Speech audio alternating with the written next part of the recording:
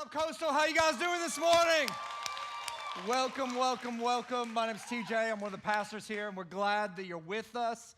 And I know some of you are like, love, sex, and rock and roll. That was like 90s R&B.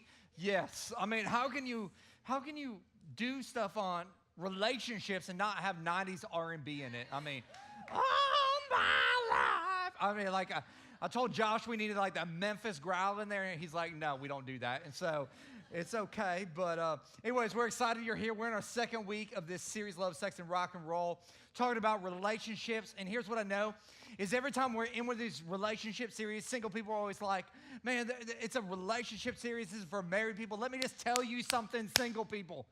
You should be taking more notes than married people right now, because you can learn some things that you can take and apply to your life right now so that you don't make the mistakes that all these married people are making. Just telling you, like, be a student right now so that when you're in the game, you're ready to play because you've got it down, you've been practicing, getting it ready to go. And so I'm excited about today. How many people in here are married? Married people, raise your hands. Raise them up high. Raise them up proud, proud, proud. All right. All right. So I know that this is church, and sometimes church is like the Christian prom. You get dressed up, and like you got it all going on, and everything's perfect at home and everything. But all those people that just raise their hand, raise your hands again, married people, raise them up high. Raise them up high, married people. Don't be ashamed. Single people, look around. That's who you're working with there. The other people that don't, look around. Those are options right now.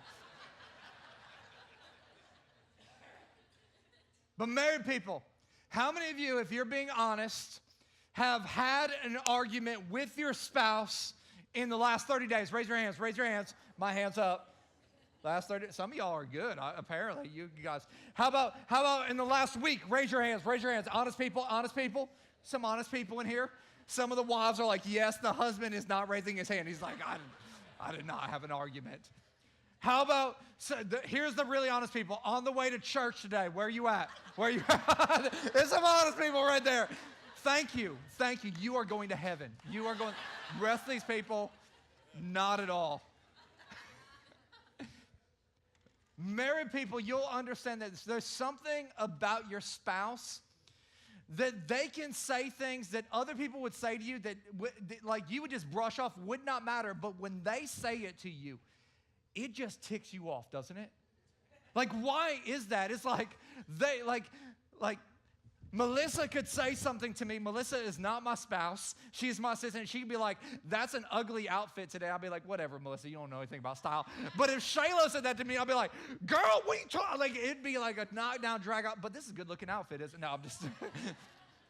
It's like all of a sudden there is a battle that starts to take place in that moment. And every married person knows that for some reason in marriage, it feels like there's always a battle going on in your marriage. It's one of the reasons why on this graphic, there's a rock and there's scissors, right? Because there's a battle going on between husbands and wives all the time, playing rock, paper, scissors. Who's going to win in our relationship? Oh.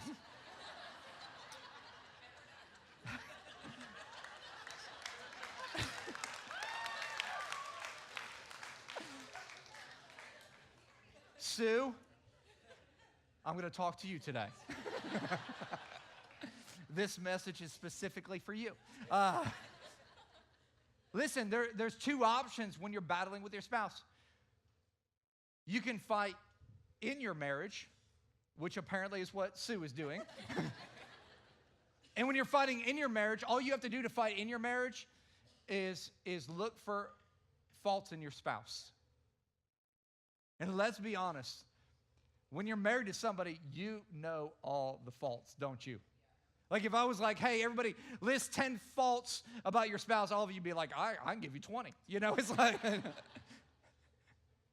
I don't know that we make that funny, but the reality is we know all those places. And so if we want to fight in our marriage, all we have to do is start focusing in on their faults. And all of a sudden, we can start battling it out every single time in our marriage. In fact, when you start to do that, Sue, when you win like that, just remember this, you're going to bed with a loser.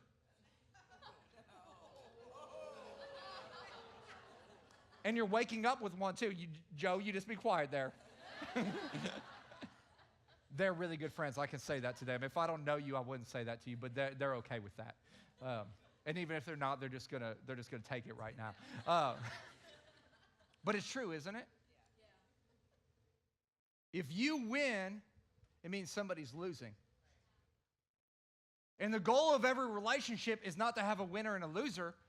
The goal of a relationship is to be united. In fact, the best marriage counseling and advice I could give to people is grow up. Stop trying to win in your relationship. And instead of fighting in your relationship, what you need to do is you need to start fighting for your relationship. See, there's a big difference between fighting in your relationship and fighting for your relationship. See, fighting for your relationship doesn't look at what's wrong with your spouse. You turn it around and go, what's wrong with me that's causing this problem? And I know that's not a popular item to talk about because it's easy to blame somebody else than it is to take responsibility, isn't it? It's always somebody else's fault, but if you want to fight for your marriage, you've got to realize that it's about you taking some responsibility. In fact, if you're taking notes today, I'll say it like this. Your marriage will go beyond your wildest imagination when you begin to focus on your responsibilities rather than your rights. Listen, your marriage will go way beyond what you ever thought it could be. When you start to focus on your responsibilities rather than your rights. And I know, I've done so much marriage counseling. I hear people walk in and they go, if my spouse would just change this, then everything would be all right. And in your mind, you think, well, if they would just do that, then everything would be perfect. But that's not how it works. You're wanting them to do something, to fill something inside of your life that they were never designed to fill. And what you think is a right in a relationship isn't really a right. See, going back to last week, we talked about this pyramid here that is the perfect picture of a relationship. It begins with a foundation that's spiritual, that's built on a social interaction. You get interpersonal, get to know somebody. Then you have emotional and physical happiness. And a lot of us, we think that physical happiness and emotional happiness is a right. It's not a right. Those things that we want are a result of us building a spiritual foundation that all of a sudden creates emotional and physical happiness. And some of us are demanding things from somebody else. I have the right to have this when we haven't taken the responsibility to create it. Some of y'all need to hear that again. Some of you are demanding a right of something you haven't taken a responsibility to create. And we've got to build our foundation if we're going to have the things that we're always looking for in a relationship. If we're not going to fight in our marriage, but we're going to fight for our marriage. And in Philippians chapter 2, Paul is going to give us some things to build our relationship on. If you're taking notes today, the first thing is this, is we need to learn to walk with Christ. And the reason we need to learn to walk with Christ is because we're going to need some divine intervention in our relationships, because we all walk into relationships with this thing called unrealistic expectations. Every single person walks into a marriage with unrealistic expectations. I'll talk to single guys and I'll talk to them about purity, and they'll be like, Pastor TJ, that's easy for you to talk about because you're married and you can have sex whenever you want, how much you want. And I'm always like, guys, that's not how marriage works. Married guys, am I correct on that? And then I'll ask questions like, what are you looking forward to the most in your marriage? And they'll always be like, the honeymoon. I'll be like, really? Yeah, we're going to have sex. I'll be like, that's awesome. But what are you going to do for the other 23 hours, 59 minutes, and 45 seconds?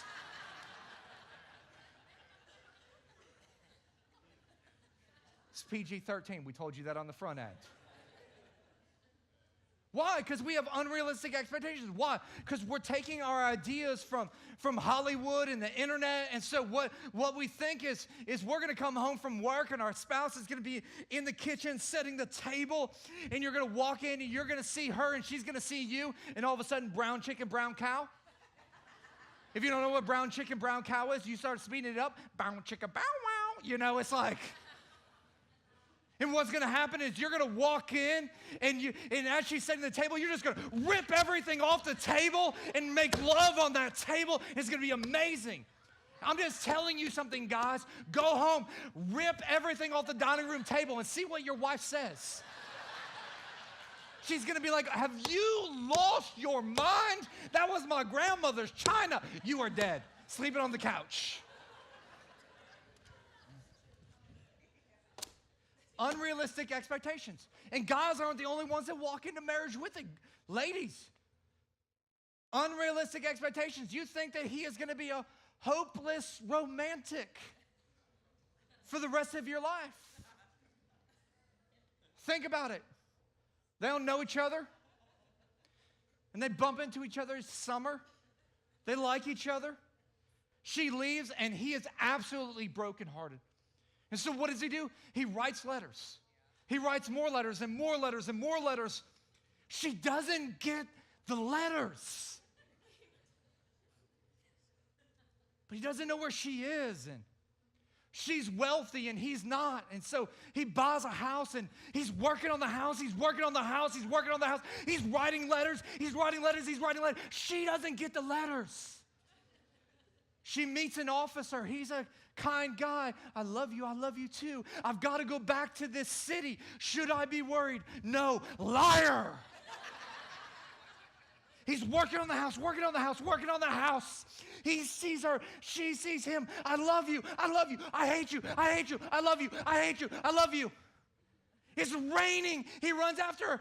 There's letters. Oh my gosh, there's letters. I love you. I hate you. Let's get married. Wedded bliss. If you've never seen The Notebook, save yourself some time. Ladies, what's his name? What's his name? Noah. Why can't you fight for me like Noah? Because he's not real. It's a movie.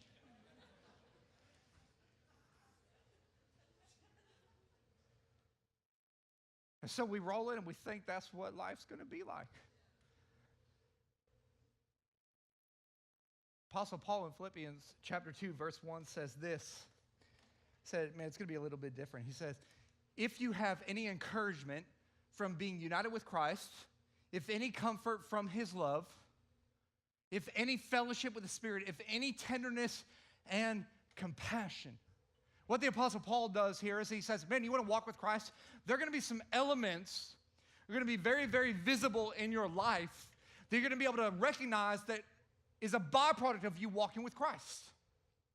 If you're taking notes today, the first one is encouragement. Guys, do you encourage your wives? Let me say it like this. Do you speak well of her when she's around and when she's not? And I hear guys all the time when referring to their wives, they've given, oh, that's my old ball and chain. That's my old lady.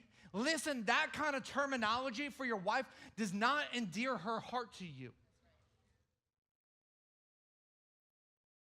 What's even funnier about that is that when you're calling her those things, it's really a revelation of who you are, because who made her an old hag or an old lady or an old ball and chain? You did, and the two became one, so really you're making fun of yourself.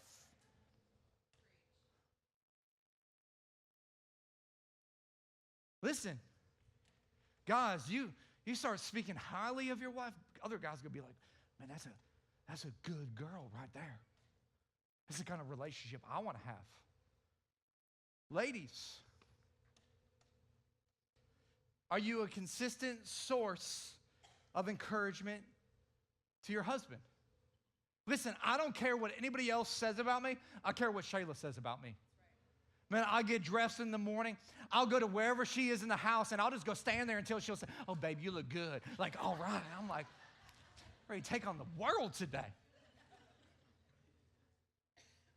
Listen, you show me a man that is consistently encouraged by his wife, and that man can accomplish anything.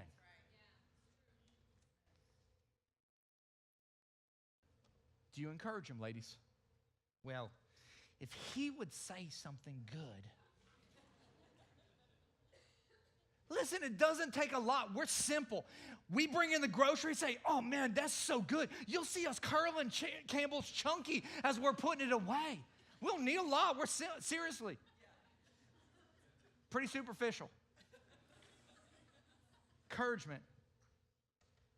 Next one is, Paul says, is comfort. Guys, when your wife hears you walk in the door, does she feel comfort or conflict? Comfort or conflict? I don't know, Pastor TJ. Why don't you ask her? Pastor TJ, she's crazy. Well, somebody made her that way.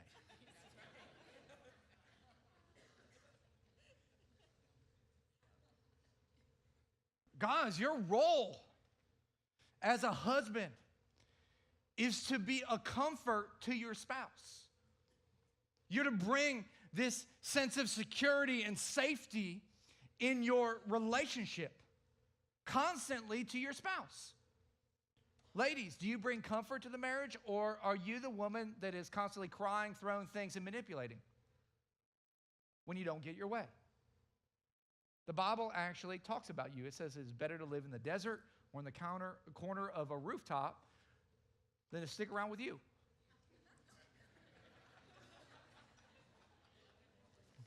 Don't blame me. I didn't write it. You can talk to Solomon about that. He's smarter than all of us. So,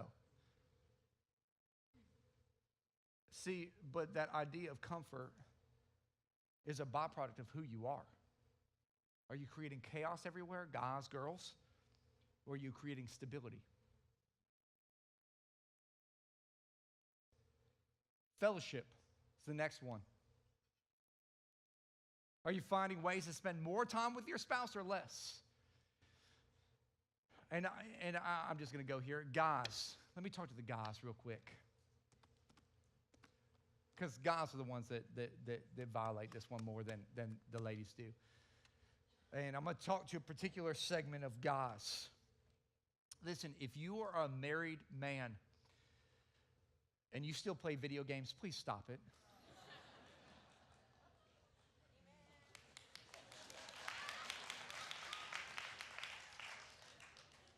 But TJ, I'm good at them. Do they pay you for it? No. You're not that good. But TJ, you don't understand, when we were dating, she would come over and sit down, and I'd have my headset on, and I'd be talking to my buddies, and we'd be playing video games. No. She came over because she wanted to have a conversation with you, and you just ignored her and played with virtual reality rather than the reality of the girl sitting next to you.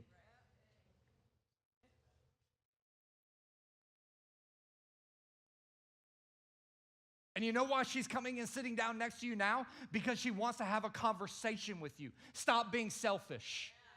See, the Apostle Paul actually talked about it. He said, when I was a child, I spoke like a child, acted like a child, did childish things. But when I grew up and became a man, which is what some of you need to do, I put away childish things. I put away Madden 2019 or whatever other video game you're playing. Grow up. Find a hobby that you both can enjoy. And listen, ladies, you're not off the hook. You're sitting there not telling him you don't like that. Shame on you. Tell him, like, hey, let's find something we can both enjoy. And I know he's going to hand you a controller. Just rip that out of the controller, the thing. Like, because you don't enjoy that, and go, I don't enjoy this. And throw it through the TV. That'll solve everything. I found out years ago that I really enjoy shopping. I did not know that until I started going, babe, what are your hobbies? She's like, I like spending your money. I was like, cool, I might as well join in on that, you know? And find us on our date days at Sawgrass Mills Mall. trying to afford things that we're never going to be able to afford. It's just fantastic. Tenderness and compassion. Think about, how does Jesus draw us to him? Through tenderness and compassion. How can you have tenderness and compassion in your relationship? You realize that you don't have it all together. Because why most of the time are we not tender and compassionate? Because we're focused on their faults. And when we're focusing on their faults, we forget that we have faults. But when we realize that we have faults too, all of a sudden we realize that there's this thing called amazing grace. And when we operate out of a place of grace, there is this tenderness and this compassion that exudes out of our life. And so the Apostle Paul was saying, hey, listen, you want to build a foundation, you got to, number one, walk with Christ. Number two, you got to see like Christ.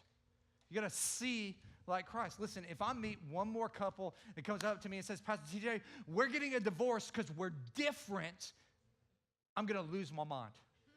Like, you just figured that out. Men and women are different. Men like to go and hunt and kill things, and women like to take bubble baths. We're different. Like, I've yet to hear of a guy that comes home from a hard day of work and is like, babe, can you get the bubble bath ready? I just need to soak my cares away. And if that's you out there, please do not identify yourself. Actually, we probably already know who you are, Joe Bocci. Oh, yeah.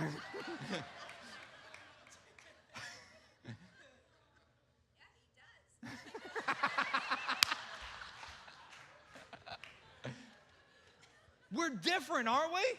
Like, Shayla and I couldn't be more different. She is like a planner. She wants to know exactly what we're doing, where we're doing it, like what restaurant we're going to eat at when we go on vacation. She's like putting up Pinterest boards, planning out every single day, every single coffee shop, place we're going to eat, place we're going to visit. I'm like a just go with the flow kind of guy. Shayla, all she wants to do is have sex. I just want to cuddle and talk about my feelings. I mean, we're so different. Maybe I got that one backwards. I don't know. But we're different. In verse 2 here, he says, then make my joy complete by being like-minded, having the same love, and being one in spirit and purpose. Let me just talk to single people here for a second, because single people violate this verse all the time, and most of the time, 90% of the time, it's the single girl. And today I want to challenge you on who you date. Let me just read this again. Then make my joy complete by being like-minded, having the same love, and being one in spirit and purpose. You can't say you love Jesus and dating a guy who doesn't love Jesus. You can't have the same spirit and purpose if you love Jesus and he doesn't. It's a foundational issue. And I've heard the excuses. But Pastor TJ, he believes in God. Well, you know what? The demons believe in God too. Is that your standard? Hey, Mom, I brought home a demon.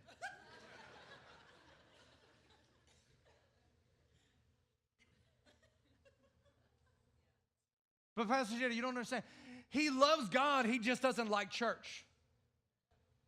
Well, by the authority that is in the Bible, I would like to challenge you on that, because God's Son is Jesus, who is the head of the church. And so if he loves God and he doesn't like the church, then he doesn't love Jesus, which means he got issues.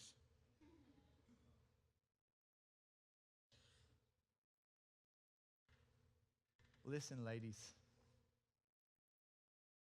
If he isn't committed to a church, check out his commitment in other areas of his life. He probably has some major commitment problems, and guess who else he's going to have a problem committing to?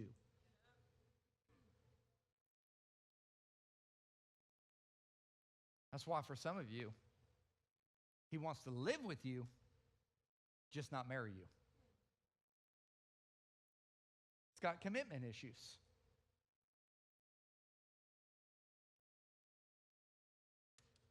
And I know what you're thinking, but TJ, you don't, he loves me. Does he? Tell him you don't want to have sex for the next 6 months and see how committed he stays to you.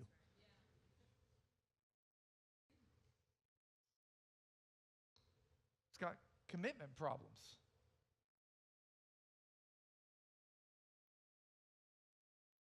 But TJ, you just don't get it. He's such a great guy. He just he's not very emotional. I bet he's emotional when he's trying to get you naked. Ladies, be aware of the guy that you're always having to make excuses for. TJ, why are you so hard on guys? Why are you so tough on us? Because I think about it, the fact that if I had a daughter, what kind of guy would I want her to bring home to say, hey, I want to marry your daughter? I want to see a guy that has displayed commitment over and over and over again in his life. But what I have rights. I have rights to be happy and be in love and have sex. Listen, you're going to stand before a holy God and talk about your rights?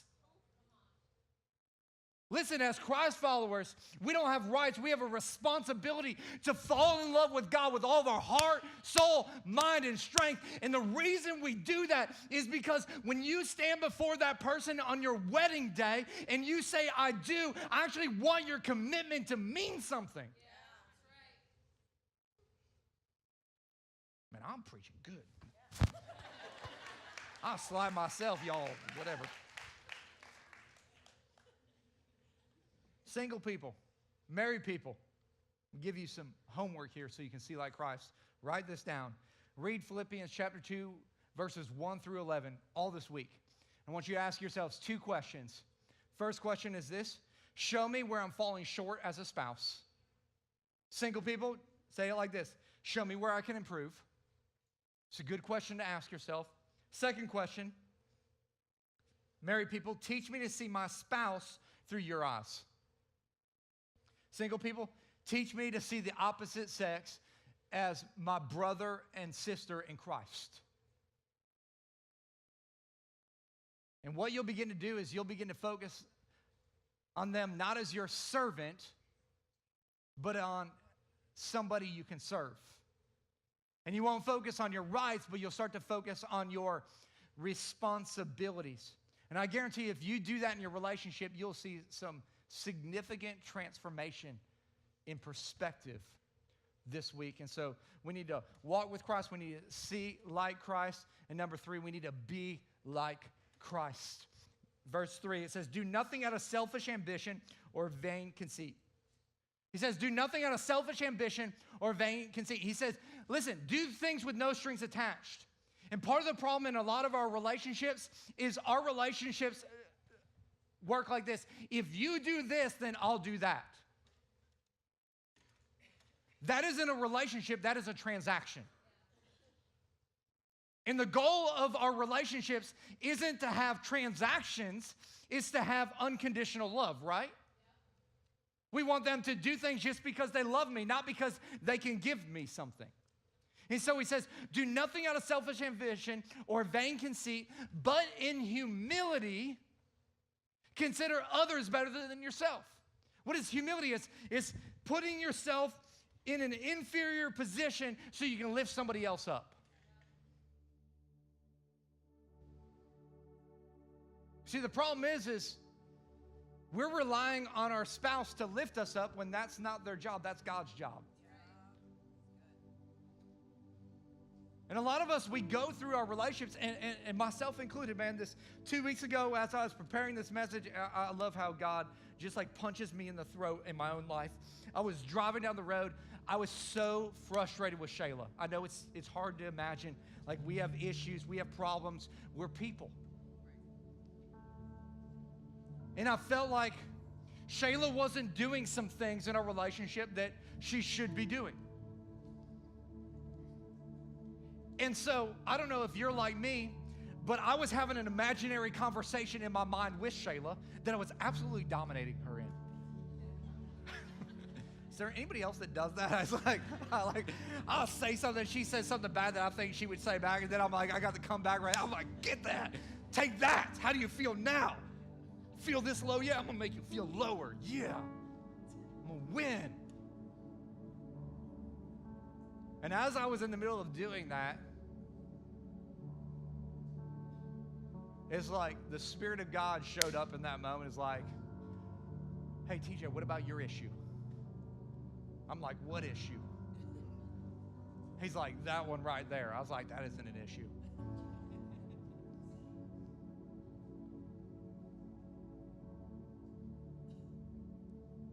And I started to realize that my problem with Shayla wasn't really a problem with Shayla at all. It was a problem with TJ.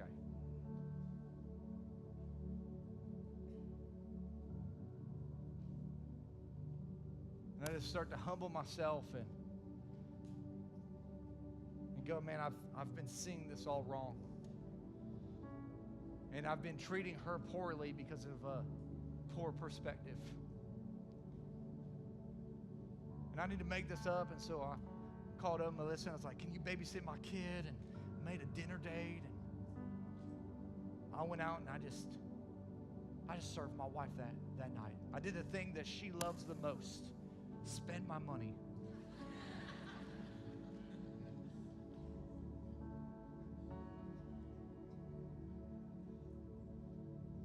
You know what? Our relationship was completely different in that moment. He continues on. Consider others better than yourselves. Each of you should look not only to your own interests, but also to the interests of others. Think about that. If we look to the interests of our spouse rather than ourselves, there'd be a whole lot less cases in divorce court. Your attitude should be the same as that of Christ. So here's my question. Would anybody mistake you for Christ today?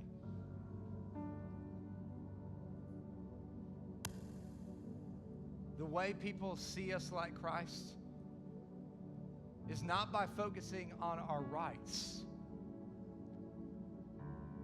but focusing on our responsibilities.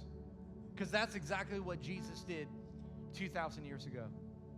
Jesus had the right to be worshiped. He had the right to be exalted. He had the right to be the man.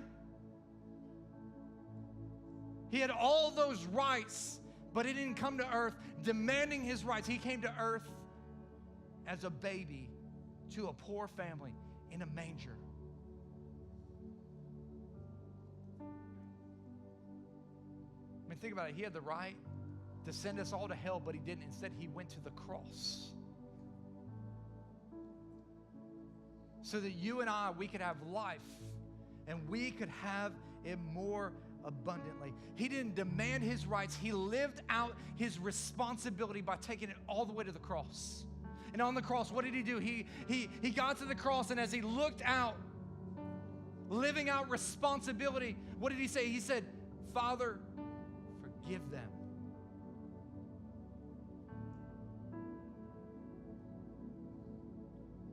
And in that moment, he didn't tap out. He didn't give up. He said, it is finished.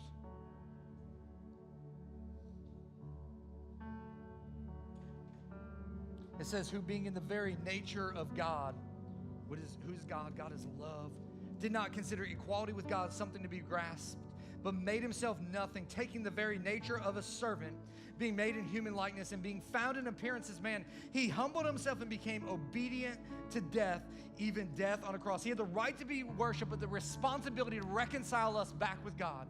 It says, therefore God exalted him to the highest place and gave him the name that is above every name, that at the name of Jesus every knee should bow in heaven and on earth and under earth, and every tongue confess that Jesus Christ is Lord, to the glory of God the Father. And my prayer is that you would remember that God's focus wasn't on his rights, but on his responsibility.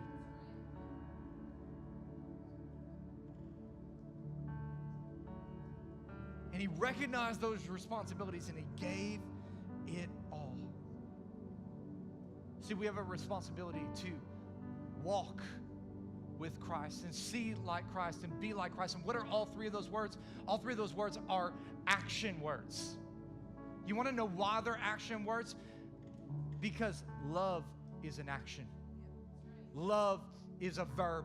Love is a choice. And so many of us think love is an emotion. And if Jesus were here and he was doing some marriage counseling with you and you came to him and said, oh, Jesus, we've lost that loving feeling. Oh, Jesus, we've lost that loving feeling. You know what Jesus would say? He said, you know what? You haven't lost that loving feeling. You've just stopped acting in loving ways. And so what you need to do is don't believe the feelings. What you need to do is start creating some motion. Motion always creates emotion. Start walking with me, seeing like me, and being like me, and all of a sudden, love will start to pop back into your life. And for some of you, that's the step you need to take today. With every head bowed and every eye closed, maybe you're out there today and maybe the emotion has been gone, but I'm so thankful that we serve a God that isn't about emotion, but is about action. And when we are so far away that we couldn't even fathom how we could reconcile or be restored back in a relationship, God bridged the gap. And maybe you're here today and you're far from God and you need God to bridge the gap. He did that through his son, Jesus Christ. Maybe you need to respond to that. Maybe for others of you, you're here today and there's a gap in your relationship. And maybe today what you need to do is you need to sacrifice your pride. You need to sacrifice your feelings and you need to humble yourself just like Jesus did.